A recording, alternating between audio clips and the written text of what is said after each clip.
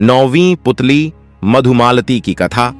राजा भोज हर दिन नई पुतली से राजा विक्रमादित्य की महानता और त्याग के किस्से सुनकर परेशान हो चुके थे। दूसरी तरफ उज्जैनी की जनता अपने पूर्व राजा विक्रमादित्य के त्याग की कहानियां सिंहासन की पुतलियों से सुनने को बड़ी संख्या में हर दिन एकत्र होने लगी। 9वें दिन जैसे ही राजा भोज सिंहासन की तरफ बढ़ने लगे, मधुमालती नामक पुतली जागृत हो उठी और बोली, ठहरो राजन, क्या तुम राजा विक्रम की तरह प्रजा के लिए अपने प्राणों का भी त्याग कर सकते हो?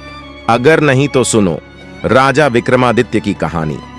एक बार राजा विक्रमादित्य ने राज्य और प्रजा की सुख समृद्धि के लिए एक विशाल यज्ञ का आयोजन किया। कई दिनों तक यज्ञ चलता रहा। एक दिन राजा मंत्र पाठ कर रहे, तभी एक आरार्षि वहां पधारे। राजा ने उन्हें देखा, पर यज्ञ छोड़कर उठना असंभव था। उन्होंने मन ही मन आरार्षि का अभिवादन किया तथा उन्हें प्रणाम किया। आरार्षि ने भी राज्य का अभिप्राय समझकर उन्हें आशीर्वाद दिया। जब राजा यज्ञ से उठे तो उन्होंने आरार्षि से आने का प्रयोजन पूछा। राजा को मालूम था कि नगर से बाहर कुछ ही दूर पर वन में आरार्षि एक गुरुकुल चलाते हैं, जहां बच्चे विद्या प्राप्त करने जाते हैं। आरार्षि ने जवाब दिया कि यज्ञ के पुनीत अवसर पर वे राजा को कोई असुविधा नहीं देते, अगर 8 से 12 साल तक के 6 बच्चों के जीवन का प्रश्न नहीं होता। राजा ने उनसे सब कुछ विस्तार से बताने को कहा। इस पर आरार्षि ने बताया कि कुछ बच्चे आश्रम के लिए सूखी लकड़ियां बीनने वन में इधर उधर घूम रहे थे।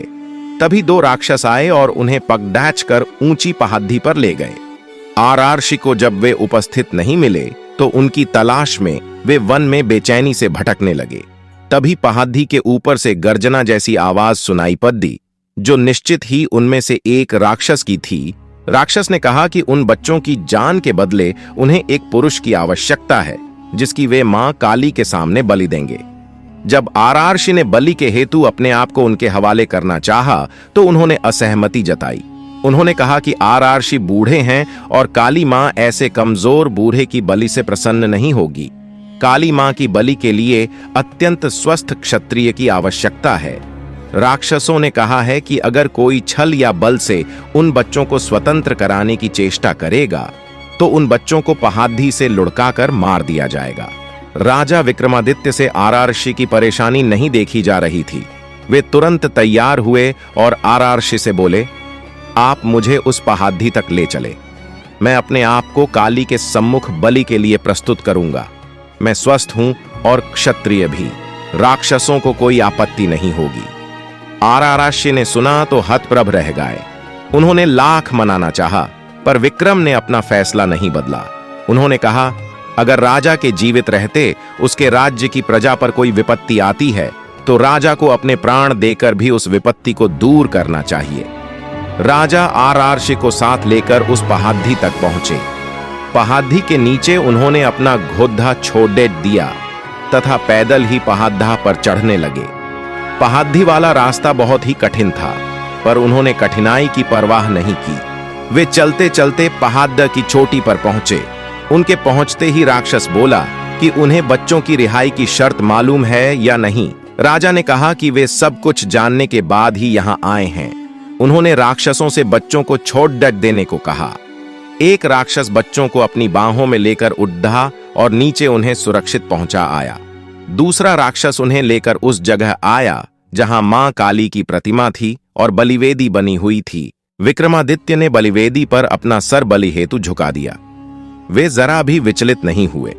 उन्होंने मन ही मन अंतिम समय समझकर भगवान का स्मरण किया।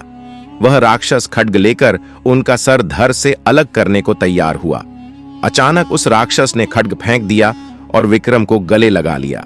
वह जगह एकाएक अद्भुत रोशनी तथा खुशबू से भर गया।